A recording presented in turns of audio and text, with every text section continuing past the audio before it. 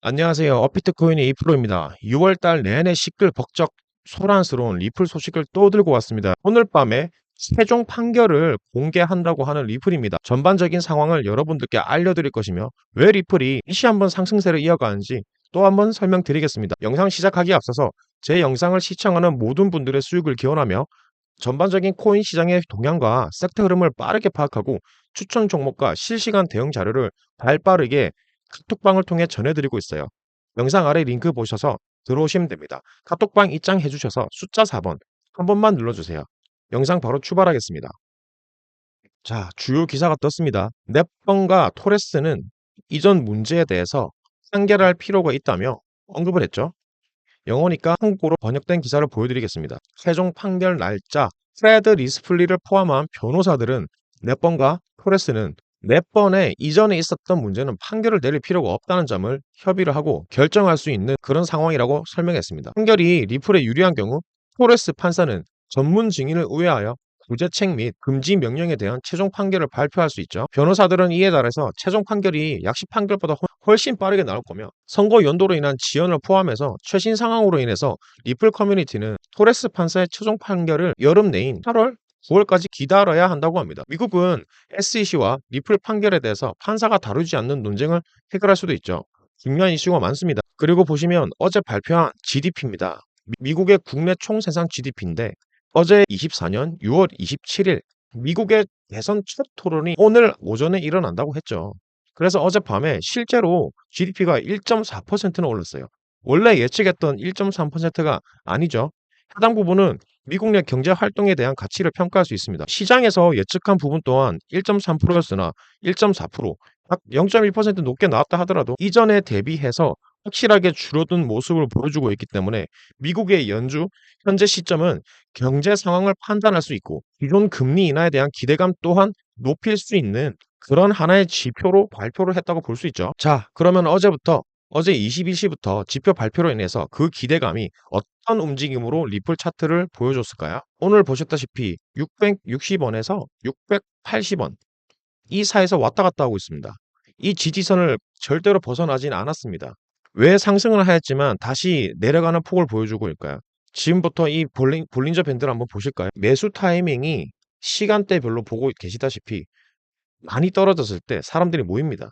왜냐하면 이 부분에 올라가더라도 결국 손해는 아니니까요. 상승을 하였지만 또다시 상승폭을 반납을 하게 되면서 지속적으로 매집하는 모습을 보여주고 있습니다. 즉 개인 투자자들보단 세력들의 움직임이라고 볼 수 있는 거죠. 게다가 최근 기사를 보시면 트럼프와 바이든이 첫 대선 후보 토론을 하고 있습니다. 자, 우리가 이 토론에 집중하고 있는 이유는 바로 창가의 방패 싸움이 될 부분이고 두 영역이 부딪히는 그림입니다. 트럼프의 친암호화폐 정책적 의지를 보여줄 수 있는 부분에서 현 정부 바이든과 SEC가 이 코인 시장에서 어떤 영향을 미칠지에 대해서 토론이 집중될 가능성이 높아진 거기 때문이죠. 그러니까 어제 9시 30분에 근원 소비자 지출이 중요한 이유가 나와요. 여기서 소비 지출 물가 지수가 나오는데 근원 소비자 지출이 중요한 이유는 식품과 에너지를 제외한 실질적인 미국 달러의 인플레이션의 증가 가치와 그리고 침체기 신호까지 함께 검증한 지표를 말하는 겁니다. 이 부분에 대해서 실제로 2.6%가 나왔대는데 이 기사가 나오자마자 1.4% 상승했던 겁니다.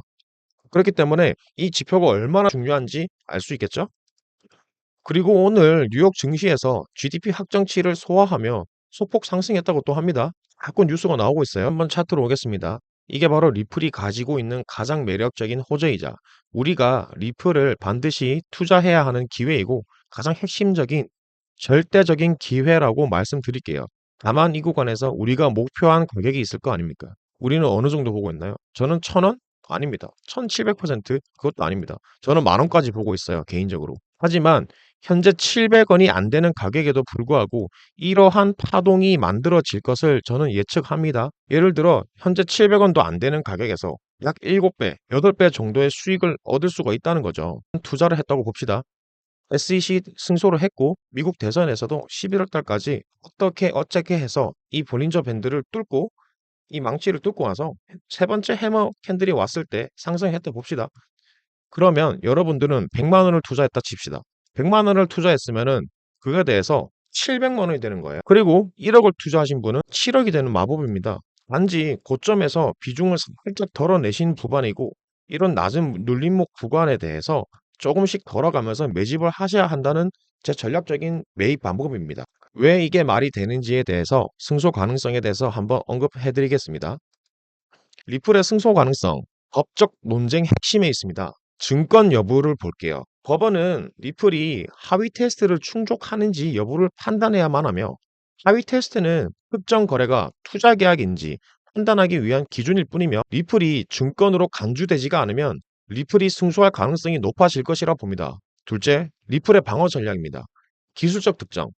첫 번째, 기술적 특성입니다. 리플은 탈중앙화된 디지털 통화이며 리플사와 직접적인 관계가 없다고 주장하고 있어요. 이는 리플이 증권이 아님을 입증하는 데 도움이 될 수 있으며, 사용 사례를 한번 볼까요? 리플은 다양한 금융기관에서 사용되고 있으며 이를 통해 실질적인 사용 사례가 있다는 점을 재차 강조하고 있어요.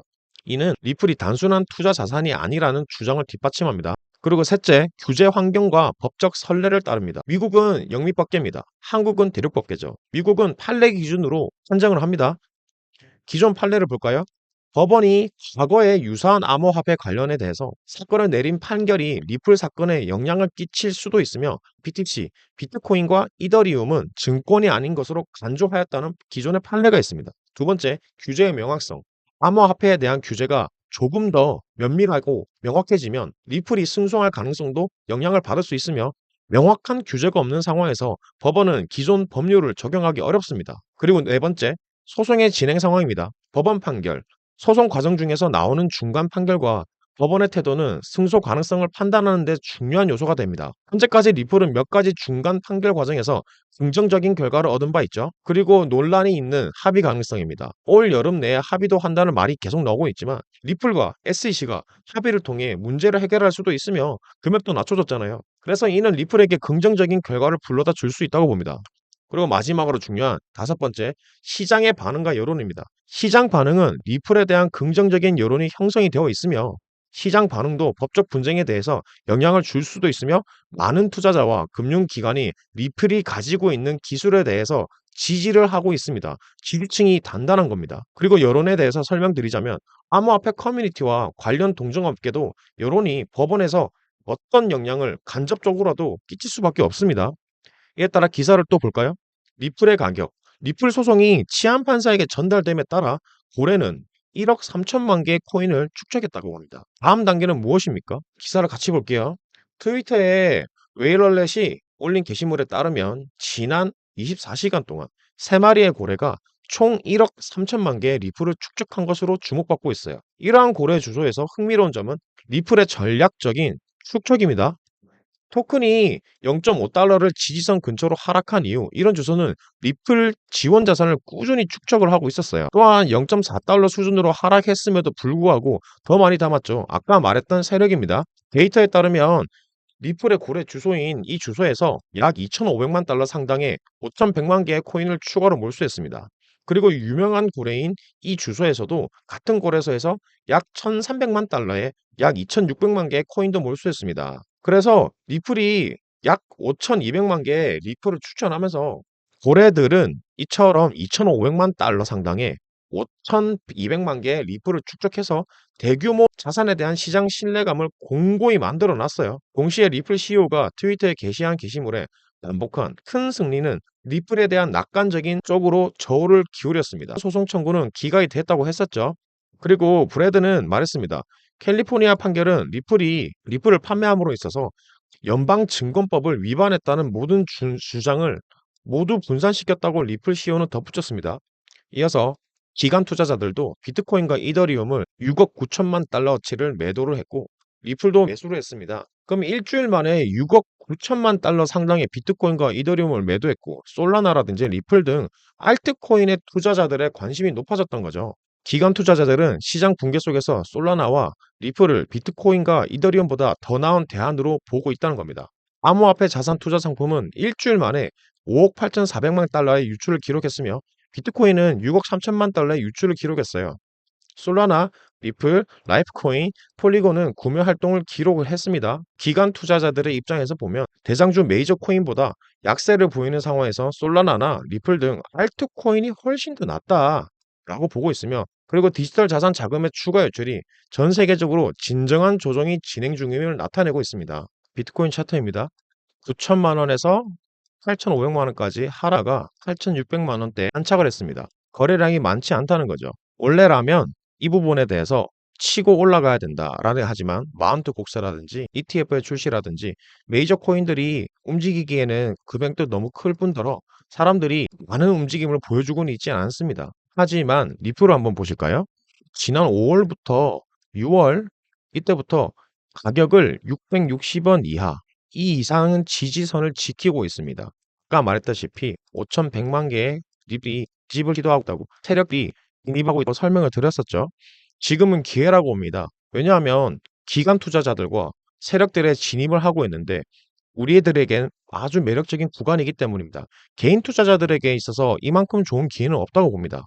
그렇기 때문에 이 부분에 대해서 여러분들은 저와 함께 같이 따라서 추격 매수를 하기보다는 정확한 분석을 통해서 그 타이밍을 빠르게 알고 진입하셔야 된다는 겁니다. 이 전략적인 분석 진입각은 을 통해서 실시간으로 빠르게 여러분들께 대응해 드리면서 안전하게 매수 매도 진입 타점을 알려드릴 테니 영상 아래 링크를 눌러 카톡방에 참여를 해주신 후 숫자 4번을 입력해 주시면 됩니다.